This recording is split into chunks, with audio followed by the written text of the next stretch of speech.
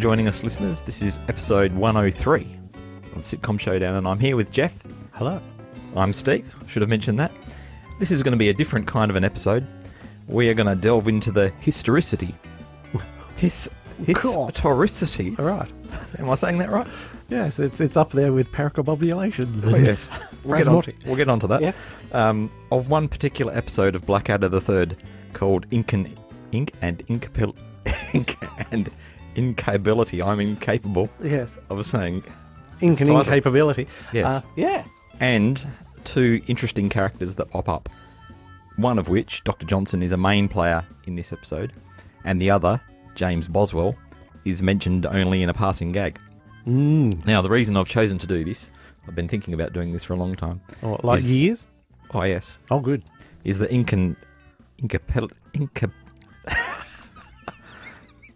Yes, why do they have to make it incapability. like this? Incapability has taken me on a journey of discovery about these two particular characters through different means. So it's going to be about them and what the real history is of these characters. Oh. Plus also a bit about the journey that I've gone on with this episode. Oh, so cool. I wanted to share all that, so let's get started.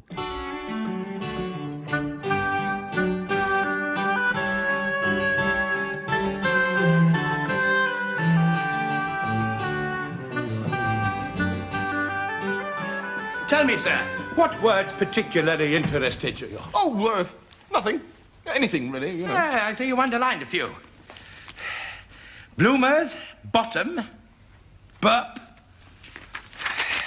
fart, fiddle, fornicate. Well- Sir, I hope you are not using the first English dictionary to look up rude words. I wouldn't be too helpful. That's what all the other ones will be used for. Sir, can I look up turnip? Turnip isn't a rude word, Baldrick. It is if you sit on one.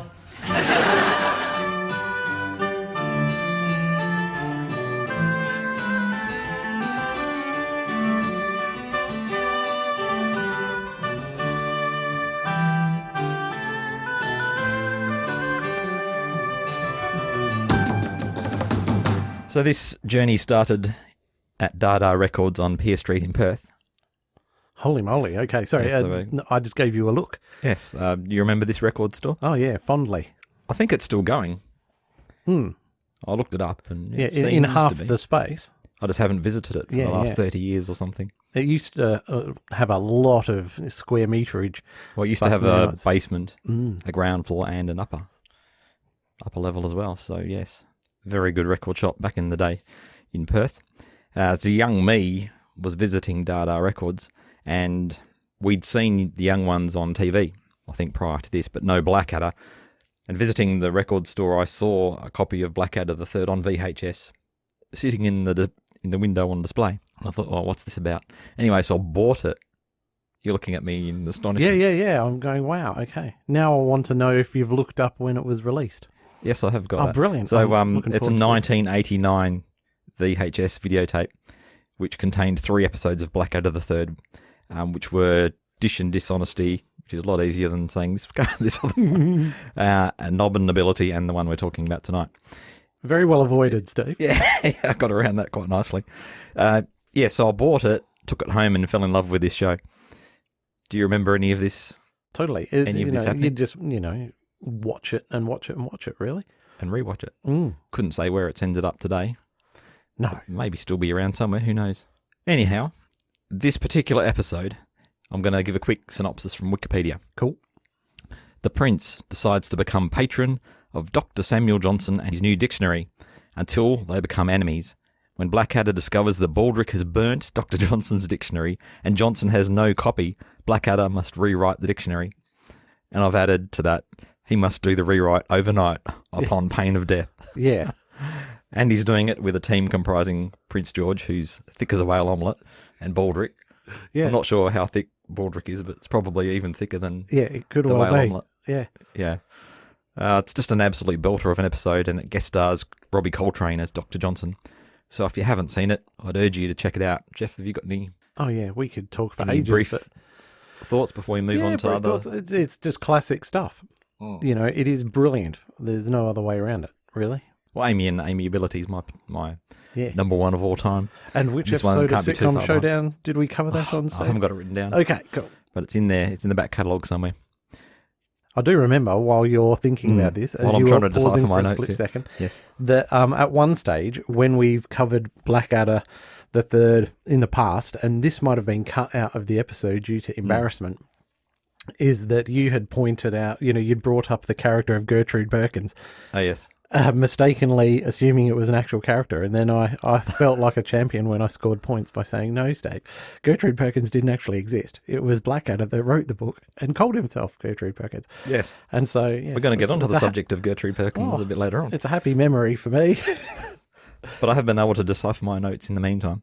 And what I wanted to do was, before we move into broader topics, just capture the bit of the episode that includes the reference to James Boswell, right?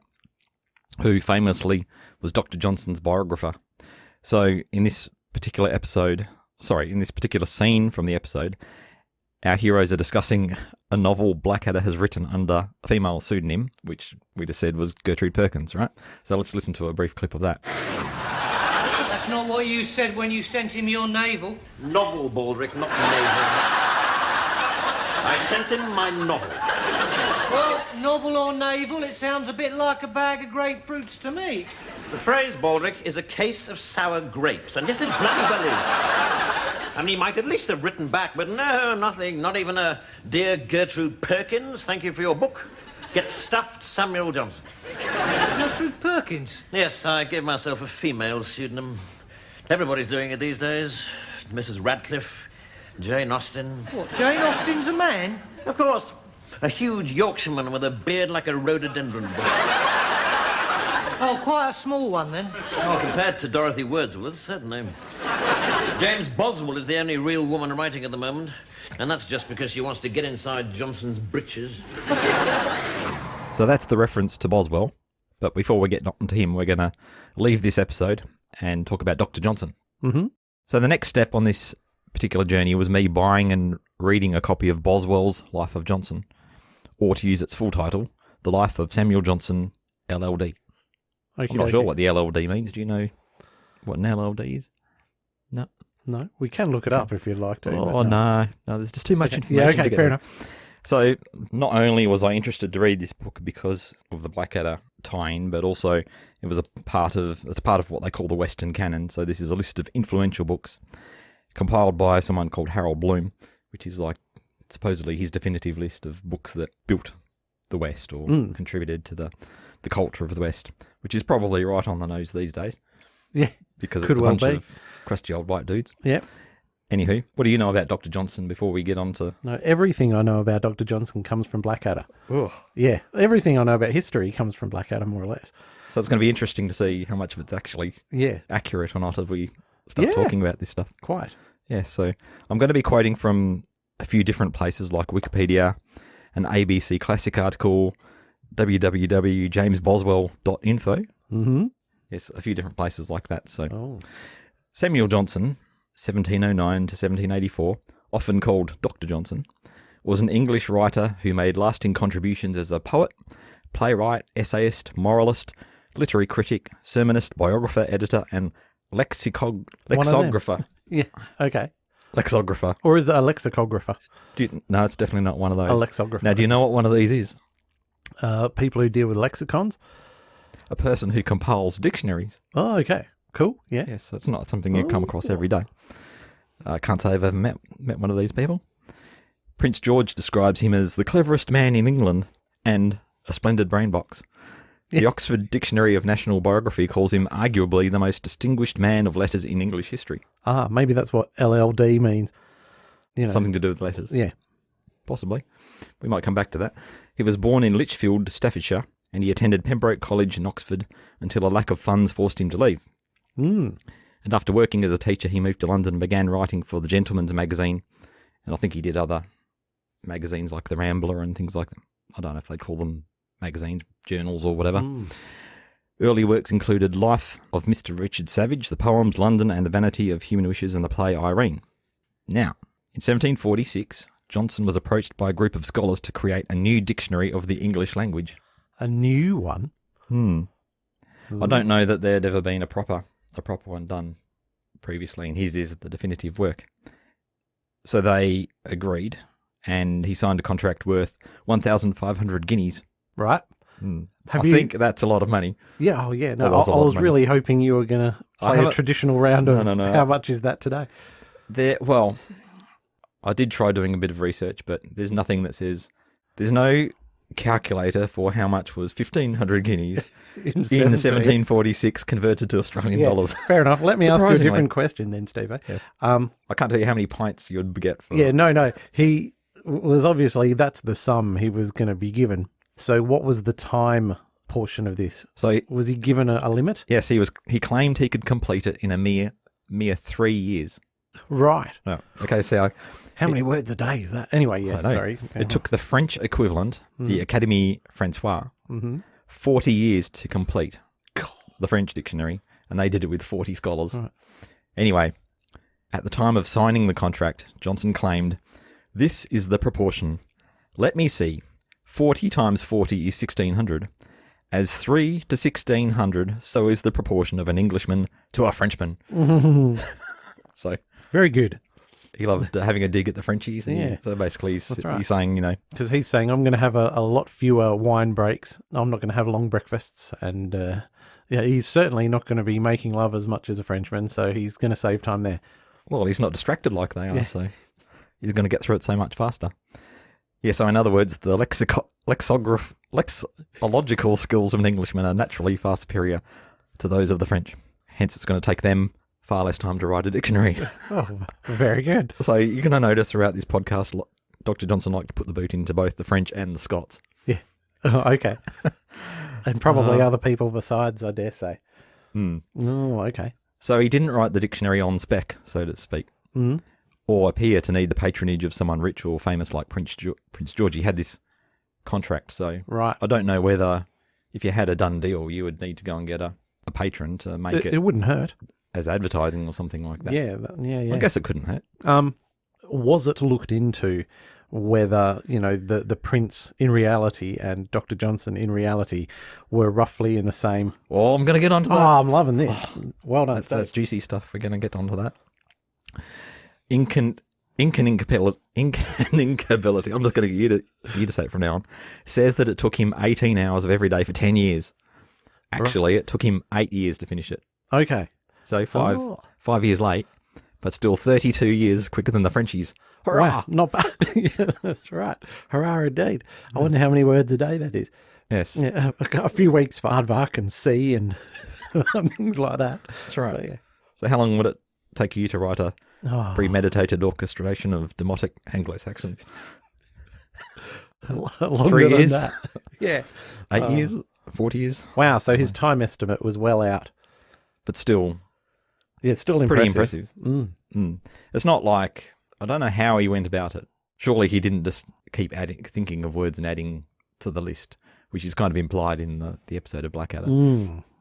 If you had a French equivalent and you knew French, you could, Oh, At least- save time by doing that. assuming, well, not all the words in the French dictionary would be English words, but obviously there'd be a bit of... No, but if you did know French, you'd know Crossover there. translations and things. But would you approach it from the way of, write everything down and then try and sort it? Of course not. So you'd have to have massive blank pieces of paper and then just add one slowly, and then there'd be arrows everywhere, and it's not It'd be a nightmare. Like if you did it in Of Word organisation. today, Yeah, it would be so much easier, but totally. trying to do In it fact, on... I dare say you'd do it in Excel, Steve, rather than Word. I guess you could just have a tab for A, a tab for B.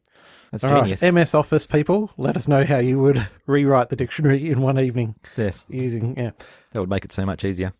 His dictionary was sometimes criticised for having too much of a personal touch, including bits of his personal humour. For example, the definition of oats is a grain, which in England is generally given to horses, but in Scotland supports the people. So he is putting the boot into the... These are the dictionary definition right. of Oh, oats. my goodness. Oh, classic. Nevertheless, his dictionary remained the most popular dictionary for the next 150 years, until the publication of the Oxford English Dictionary. Oh. As we know, the David Mitchell, he was in Ben Elton's later historical Upstart Crow. And when he was at uni or whatever, one of his summer jobs was as a dictionary proofreader. Oh, no way. So he'd have to read it and then presumably correct mistakes and all this sort of stuff. So I think you tend to forget that dictionary writing must be an ongoing thing, Mm. because I guess they're always updating and adding new words and whatnot. Yes, and I think these days dictionaries are trying to get too jiggy with it. Are they? How do you mean? You know, so each year they'll add all these hip and groovy new terms, right. you know what I mean? Hmm. You know, whatever the groovy new lingo is, which Yep. wouldn't involve groovy, I'm sure. Like lit, so they might put that in. They're like, this episode's totally lit, Steve. Yep. Not English lit, I should Well, point it out. is totally English lit. Yeah. So we've talked a bit about the early years and we've moved on to the dictionary. Now in 1763, Dr. Johnson befriended James Boswell. In fact, that should probably say James Boswell befriended Dr. Johnson. And Boswell we'll talk about a lot more in a bit. Near the end of Dr. Johnson's life came the massive influential lives of the most eminent English poets of the 17th and 18th centuries. Now I've got that on the bookshelf as well, but I haven't got around to finishing it yet, for shame. Perhaps I will one day. The doctor was a devout Anglican and a committed Tory. Tall and robust, he displayed gestures and tics that disconcerted some on meeting him. Oh. And we'll hear a bit later about people meeting him. And yes. After several illnesses, Dr. Johnson died on the evening of the 13th of December 1784 and was buried in Westminster Abbey. Right, and how old was he? So he died in 84. He was born in 09. Oh, So he was 70-something. 70-something. Yeah. 75. Well, that's quite reasonable. How's He my wasn't maths? taken too early, I don't think. Well, back in those days, 75 would have been a good innings, right? Yeah, yeah. All right, let's move on. I thought you might insert a sound effect or something there. Yes, I think I'm on the point of spotting the flaw in this plan. But do go on. So before moving on to Boswell himself and the Grand Tour, Mm-hmm. I'm going to debunk some things. There's a quote from our episode of Blackadder. A quote from Blackadder, you say? Yes, there's a quote from Blackadder where Dr. Johnson says of his work on the dictionary, "My mother died, I hardly noticed. My father cut off his head and fried it in garlic in the hope of attracting my attention. I scarcely looked up from my work. My wife brought armies of lovers to the house who worked in droves so that she might bring up a huge family of bastards." By the way, frying your head in garlic seems like a very French thing to do. I don't think Dr. Johnson would really have approved of that. Perhaps that's why his father did it. But in reality, his wife Tetty was a widow at the age of 45 when she married Dr. Johnson, Oh. and she had already had 3 children. Uh-huh. They had married on the 9th of July 1735 at a church in Derby, and so when Dr. Johnson started writing the dictionary, Tetty was in her mid-50s, and her health was already deteriorating. Oh. So she's probably not bringing armies of lovers to the house or having any more children. Not if you're not feeling well. Yeah. Oh. And then she died on the 17th of March, 1752, while he was still hard at work on the dictionary. Mm. And I've got a quote here. It says, "He did by all accounts feel guilty about the poverty in which he believed he had forced Tetty to live, and blamed himself for neglecting her. He became outwardly discontented, and his diary was filled with prayers and laments over her death, which continued until his own. She was his primary motivation, and her death hindered his ability to complete his work." So sounds like it got a bit harder. Yeah. Oh, as you can imagine, your wife passing away while you're in the middle of this massive endeavour. So some more debunking. It seems that our Prince George from Blackadder was George IV, a.k.a. George Augustus Frederick, 12th of August, 1762 to the 26th of June, 1830. King of the United Kingdom of Great Britain and Ireland, and King of Hanover from the 29th of January, 1820 until his death in 1830. At the time of George's accession to the throne, he was acting as Prince Regent for his father George III, having done so since the 5th of February 1811 during his father's final mental illness. So, compare the dates. We can see that Johnson's dictionary was written in the late 1740s to the early 1750s, well before the Regency era, and George's birth in 1762. Ah, So scandal. that's answered your question. Wow. I was a bit thrown when I realised this for the first time.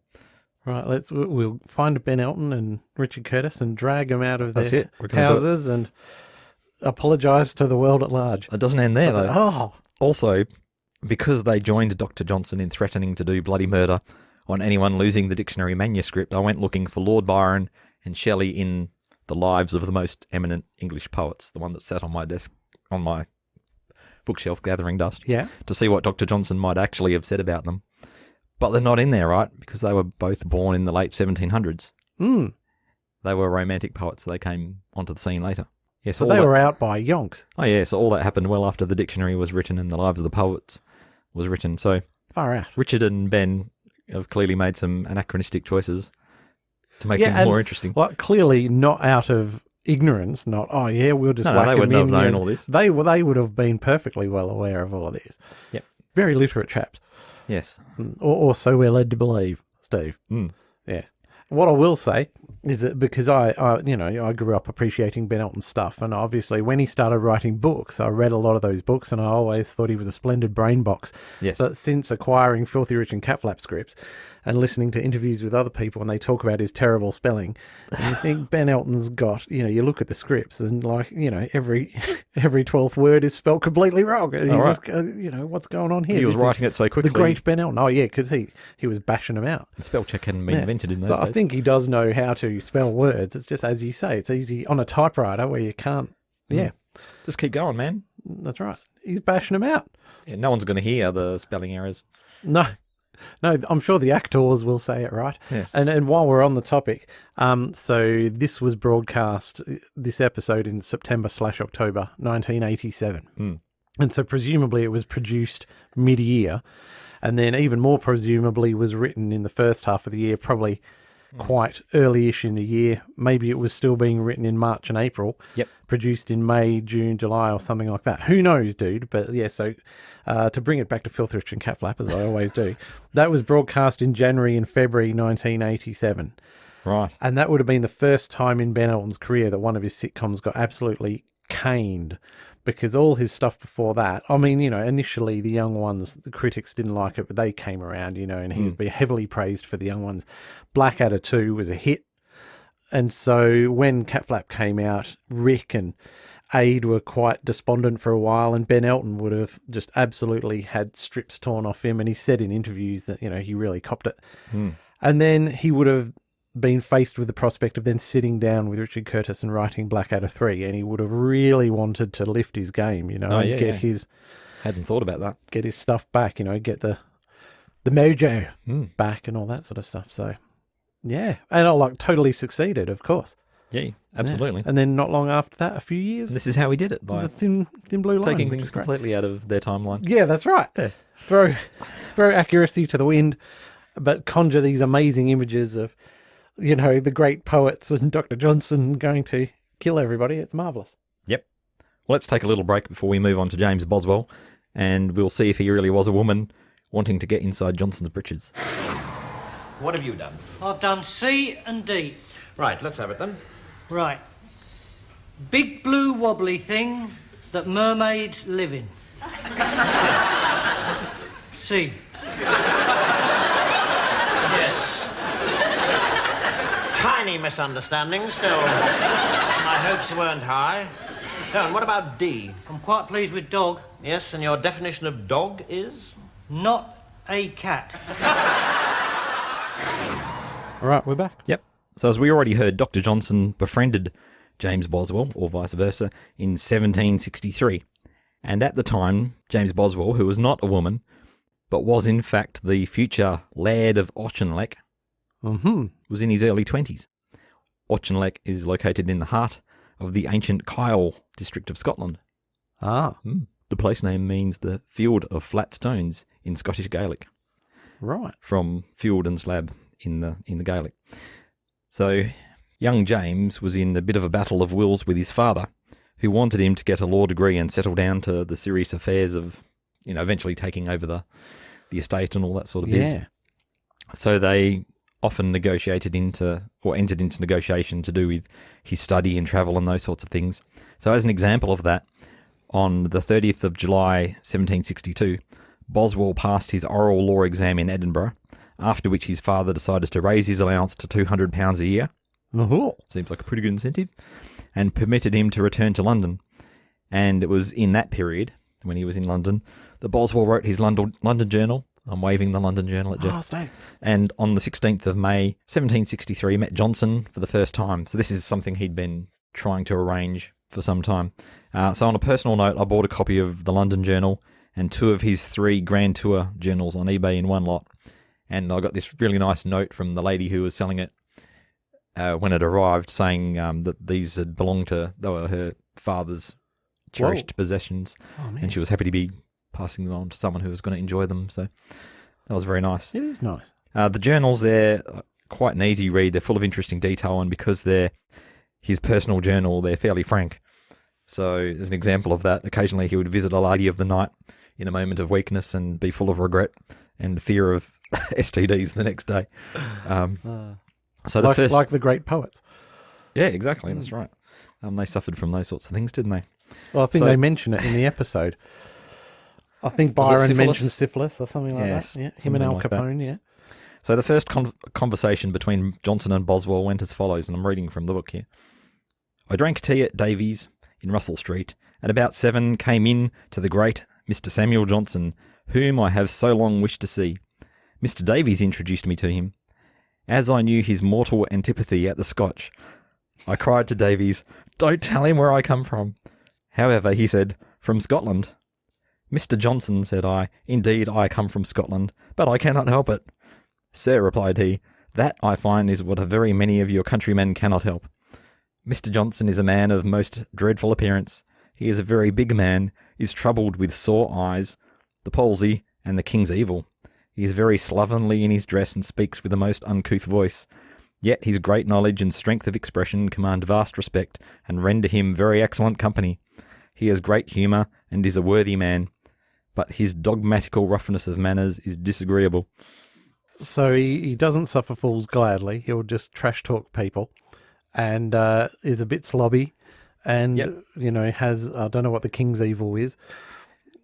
Yeah, so I would say that the representation we get in the Blackadder episode is not too far from the truth. He wouldn't have held back on telling you what he thought. No. While on the subject of the Scots, another great quote from the Doctor. "The noblest prospect which a Scotsman ever sees is the high road that leads him to England." What is shaking your head? It is remarkable in human history how we are that often our closest neighbours who we've got the most in common with are the ones that we'll put the boot into the most. That's right. It's like, those bastards from New South Wales and Victoria. Yep. Boo. Yeah. They're bros, yes. So I'm saying here that young Boswell might have agreed with him on that score because he certainly enjoyed his time in England and other places. And it was about 3 months after this first encounter with Dr. Johnson that Boswell departed for Europe with the initial goal of continuing his law studies at Utrecht University in the Netherlands. Okay. This is a very beautiful city in the Netherlands, which is particularly known for its medieval centre. Oh, nice. It has tree-lined canals, Christian monuments, and a venerable university, which is obviously where Boswell ended up. So he studied there, and then after that he spent most of the next 2 years travelling around the continent on his grand tour. Now, grand tours, and you'll know this, Jeff, is not a streaming show about supercars. No. What was a grand tour? What, pre the car? Yeah, wouldn't it just be like your gap year, essentially, that you go off and you experience things and... For posh people. Yeah. It says here that it was the principally 17th to early 19th century custom of a traditional trip through Europe, with Italy as a key destination, undertaken by upper-class young European men of sufficient means and rank, typically accompanied by a tutor or a family member when they had come of age, which was about 21 years of age. So during his grand tour, Boswell met Jean-Jacques Rousseau and Voltaire, amongst others. Nice one. And he did make a pilgrimage to Rome. He also travelled to Corsica to meet one of his heroes, and he wrote accounts of all these things which are published and that sort of thing. And I've got a couple of those at home. In fact, we're going to talk later about a trip that they took together around Scotland. It was only a couple of years before that Johnson ever made it out of England, so he wasn't well travelled. While we were mentioning Corsica there, Steve, yes. I was just wondering if you can tell me what someone is called if they do come from Corsica, to which you would reply, Corsican. Oh, very good. Very good. So just to bring it back to Dr. Johnson, yes. After that diversion, he got advice from Dr. Johnson about what to do on the grand tour, who to visit, and letters of recommendation and all these sorts of things. So he often sought his advice on these sorts of things. And here's another quote from the London Journal. Sir, I think your breaking off idle connections by going abroad is a matter of importance. I would go where there are courts and learned men. I then complained to him how little I knew and mentioned study. Sir, said he, don't talk of study just now. I will put you upon a plan. It will require some time to talk of that. I put out my hand. Will you really take a charge of me? It is very good in you, Mr. Johnson, to allow me to sit with you thus. Had I but thought some years ago that I should pass an evening with the author of The Rambler. These expressions were all from the heart, and he perceived that they were, and he was very complacent and said, Sir, I am glad we have met. I hope we shall pass many evenings and mornings too together. Ah, So, that is yeah. lovely, isn't it? Dr. Johnson would have said, dude, go and see this or Yeah. read that or whatever. That was pretty cool. Mm. It does spin me out to think that back in the day, you could just wander around and basically rock up on these famous philosophers. Right. Obviously, Yeah. he had letters of introduction Yeah. for a lot of this stuff, but still. It's pretty- amazing, isn't it? It is, it is. Yeah. So the next journal I got was In Search of a Wife, which covers 1766 to 1769. And in this volume, we follow Boswell from his return back from the Grand Tour in Europe until his marriage in 1769, in what some have said is probably some of the happiest years of his life. And during the course of the book, he graduates as an advocate. So he's now a, I guess, lawyer in start of his career. He gets some written work published, travels to Ireland in search of a wife. Wow, never would have guessed that from the title. And finally ends up marrying his own cousin, Margaret Montgomery. Right. It's quite humorous because he plans this trip to Ireland to see some other eligible rich young lady, right? A potential wife. And he decides to take Margaret along for company because they're quite firm friends. And as you might expect, the trip from Scotland to Ireland it's not a 30-minute flight or anything like that. It was like a week or more or something like that. I guess they were in carriages stopping off along the way and stuff like that. And anyway, by the time they reach the home of the eligible young lady, he realises that he's really fallen for his cousin. Ah, good Lord. And yeah, well, I was about to say, was it a case of during that trip, she would be subtly sabotaging and blocking and doing all that stuff, but it sounds No, like I they'd don't- fallen in love before they even got a chance. Well, okay, I'm going to read a passage which Of will his feelings explain for her. some of that. Now, the thing about this journal Also- is it's not just his diary kind of writings. A lot of it is letters to friends and letters to Margaret and things like that. And what I'm reading from here is a letter from Boswell to his bosom buddy Temple. So he says, My dear Temple, I am fairly landed in the kingdom of Ireland, and tomorrow I'll proceed for Dublin to see my sweet Mary Ann. This is the potential wife. Mm-hmm.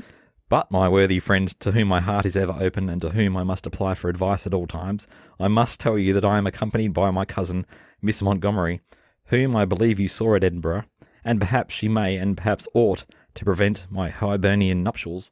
No. You know what Hibernian? Yep. Nope. What he's talking about there? So he's talking about his Irish nuptials. So Okay. He's saying maybe I need to put the Yeah. skids on this potential. Yep. And he's saying Irish maybe lass. that's exactly what she should be doing. Yes. You must know that she and I have always been in the greatest intimacy. I have proved her on 1,000 occasions and found her sensible, agreeable, and generous. When I was not in love with some or other of my numerous flames, I have been in love with her. And during the intervals of all my passions, Margaret has been constantly my mistress as well as my friend. Allow me to add that her person is to me the most desirable that I ever saw. Often have I thought of marrying her, and often told her so. But we talked of my wonderful inconstancy, were merry, and perhaps in 2 days after the most ardent professions to her, I came and told her that I was desperately in love with another woman. So he's up and down, he's all over the place. Then she smiled, was my confidant, and in time I returned to herself. She is, with all this Temple, the most honest, undesigning creature that ever existed. So no, I don't think she was Going to particularly be leading him manipulative and in any direction. It just happened organically, as it were. So he's asking Temple basically for advice about this fix that he's found himself in. The situation is a bit awkward. Now, so just you may not know, but now what sort of age is he here? Are we talking mid-20s sort of deal? Because he's been very diligent in making sure he's got all his ducks in a row career-wise now, and he's done his grand tour and things. So it's I think he was in his late 20s at this time. okay. Yep, roughly. So you probably know this because you're a bit more across this sort of thing than I am, but the list of relations that one could not marry was laid down in the Marriage Act of 1540. Mm-hmm. And under this law, cousins, even first cousins, were not prohibited from marrying. No. No. In fact, we know someone who married their first cousin. Can you guess who it is? No. Our Prince George, Oh, really? a.k.a. King George IV, who married Caroline of Brunswick, Oh. who was his first cousin.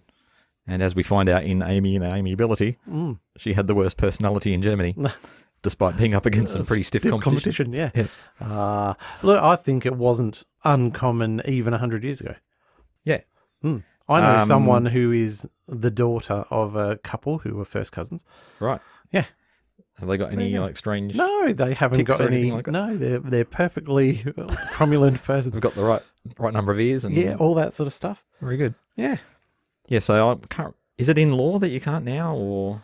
Oh, I've got no idea. Okay, anyway, we're going I completely don't off on think it. it's necessarily, and it depends which region you're talking about, I guess. In law, if you have to seek permission to do it, perhaps. Right. You know, so you'd have to apply to the court in order to do it or something like that. But God knows whether that would be here or in America or what the deal is. There's a lot more people to choose from now. Because Yes. I can imagine back in the day, you know, you're in the village. Some people never left the village in their whole life.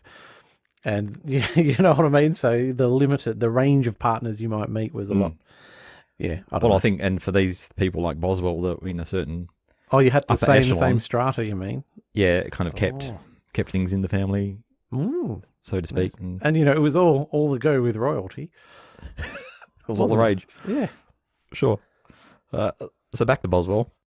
4 years after his marriage to Margaret, in the late summer and autumn of 1773, he and Dr. Johnson undertook an 83-day journey through Scotland, which is what I was foreshadowing earlier. Uh-huh. Now, Wikipedia says of Highland Scotland at the time. That sounds pretty wild. It was still a relatively wild place in 1773. Marauding privateers and slave ships worked the coasts. The destruction of Scottish forests was in full swing. The Scottish clan system had been dismantled by an Act of Parliament.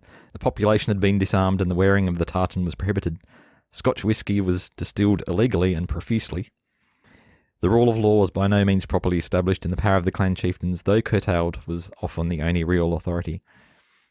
So they took this trip together, and it sounds like it would have been pretty interesting. They both wrote separate journals about this, which got published. So Johnson wrote A Journey to the Western Islands of Scotland, and Boswell wrote a journal of our tour to the Hebrides, and they're often published in the same volume, and they're kind of, it's interesting because they're talking about each other in the different books. Yeah, I know you're busting... There should be more of that, I think.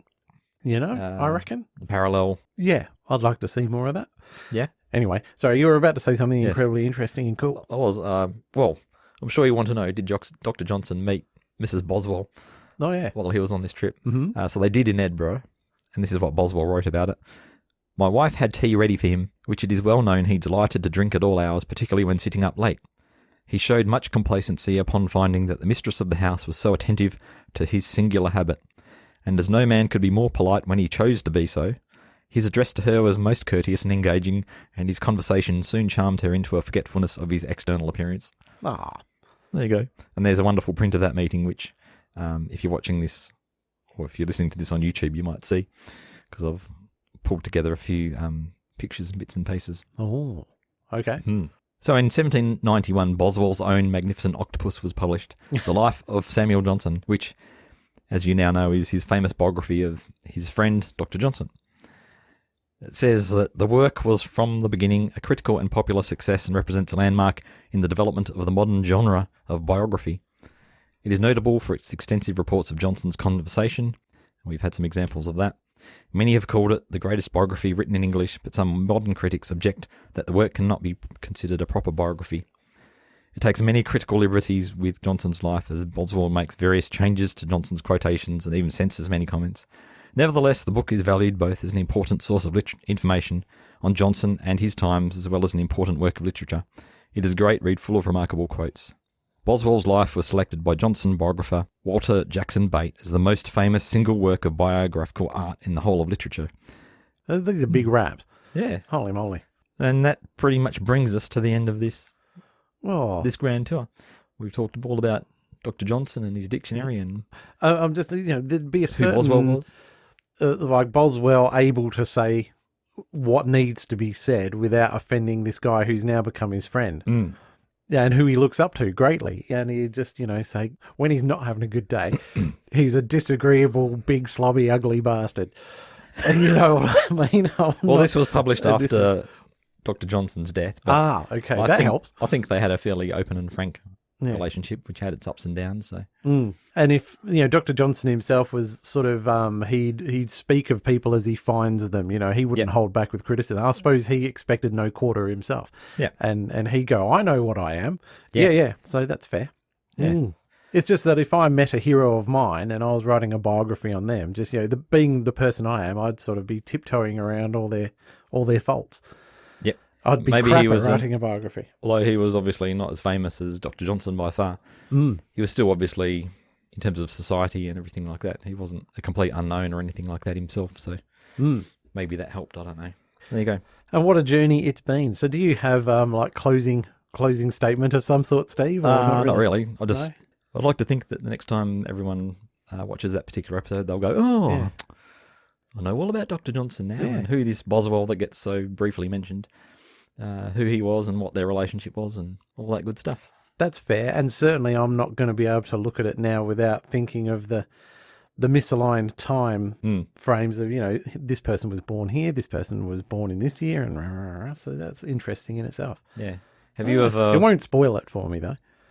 Have you ever watched an episode of something and then thought, I'll go and find out about this other thing they mentioned, and then that leads you on a whole wild goose chase? I can't think of a particular example because, it would have to be a historical sitcom or whatever, but you're referring to just any old show. Yeah. Speaking of that, I've had several recommendations now from John. Oh, yeah? And next month we're going to revert back to our normal format, and Excellent. I'm going to choose one of the ones that he sent through. So, yes, that's what we'll be doing. All right, jolly good. Well, you've led us very naturally into our sort of goodbye cycle where we try and fail to line up what we're doing in the future. So I'm going away for a little while because, as you pointed out, I'll be turning 50. So I'm not sure if we're going to have an October episode because I'm sort of gone for a lot of September and a fraction of October. But yes, this is the August episode. And of course, if we record early in September, we'll be able to put out the September episode. Yep. If we're very organised. Yeah. Yeah, I can try and do that. Champion.